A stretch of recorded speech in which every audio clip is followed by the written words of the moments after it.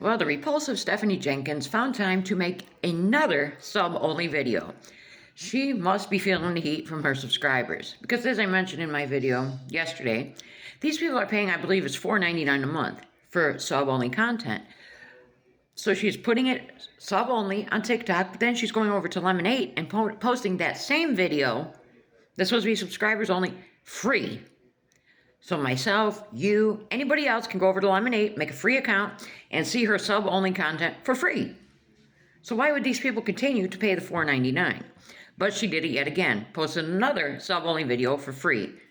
So yesterday, Sunday, she made this 3 or 4 days in a row now, sub-only content. She is pumping it out. She wants these people to keep giving her that $4.99 a month. But they're going to stop when they realize that this content, they can get it for free. Anyways, she says that she's sticking to this devotional. She's reading this devotional every day, so she wants to talk about what she got out of her devotional for the day. And she gets to talking about the power of prayer. And she says, you know, she feels guilty a lot of times praying because a lot of people have a lot worse things going on in their life than she does. You know, she just made a few bad decisions that put her in this situation. A few bad decisions, a few. Let's try many, many bad decisions. Let's see. These bad decisions started way back when she decided to continue to date a registered SO who told her he was such. And then she marries this man and continues to have children with him. And she remains married to this man to this day. Then, let's talk about the decision she made to leave her mother's house with her 2 daughters, where there was room for these children, to move into a 1-bedroom apartment with Drew and his son. So she just moves herself and 2 kids into a 1-bedroom apartment. So then there's 3 kids and 2 adults in a 1-bedroom apartment. Then she goes viral and decides, oh, gee, I'm not going to pay the rent. And they get evicted.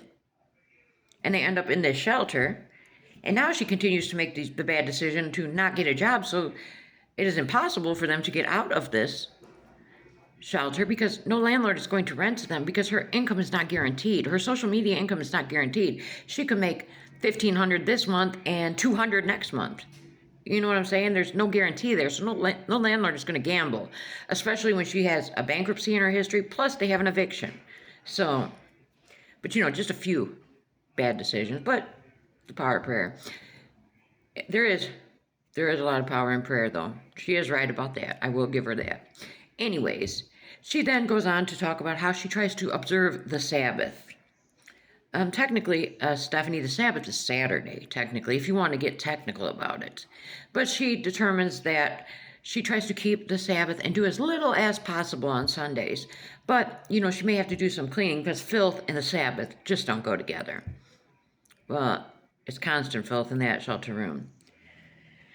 So that was it for her sub-only video. Her little takeaway from her devotional and about the power of prayer. And then they went to church. And on the FB, she posts a picture of the 3 girls, the 2 older girls and the baby. And talks about how cute in this 90s vibe or 80s vibe. I think 80s vibe. She did all 3 of their hair the same for church. A little ponytail on the side of their head.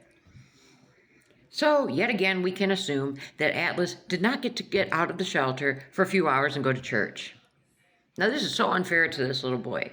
Manova is not old enough yet to understand church and what's going on. Atlas, we assume he has some disability, so we don't know. But we do know that it would be very helpful for him to get out and be around other children his age. So why can she not alternate? 1 week Manova goes with them to church, the next week Atlas. But no, Atlas gets left behind every single time. What does she have against this child? It's disgusting. She should be ashamed of herself. This has been, I don't even know how many weeks now, and he has been left behind every single Sunday. Does she not think he would not enjoy going to play with the other kids while the sermon's going on? But she can't be bothered to take him. She's got to take the chosen child with her. And it just makes me sick. At this point, Stephanie really should consider signing her rights and letting somebody adopt Atlas. Somebody that will take him to a doctor so his medical needs are met. So they will get him into therapy, speech therapy. She's mentioned he has trouble with textures and foods, so they can work on that. Work on getting him potty trained. You know, get him in a Head Start program, a preschool program. And as money hungry as she is, I cannot believe that she has yet to get this child officially diagnosed with something. Because if he does get an autism diagnosis, say, then there's a chance that she could collect a disability check for that child. And you know they're money hungry. That's the whole reason that they fought so hard to keep Drew's son, because they did not want to lose the income they were getting for him. You know, he was on their food stamps and whatnot. So Stephanie has no business having that sweet little boy. It's time for her to consider giving him to someone that will love him and treat him as he deserves to be treated. And I'm standing on that. That's my thoughts.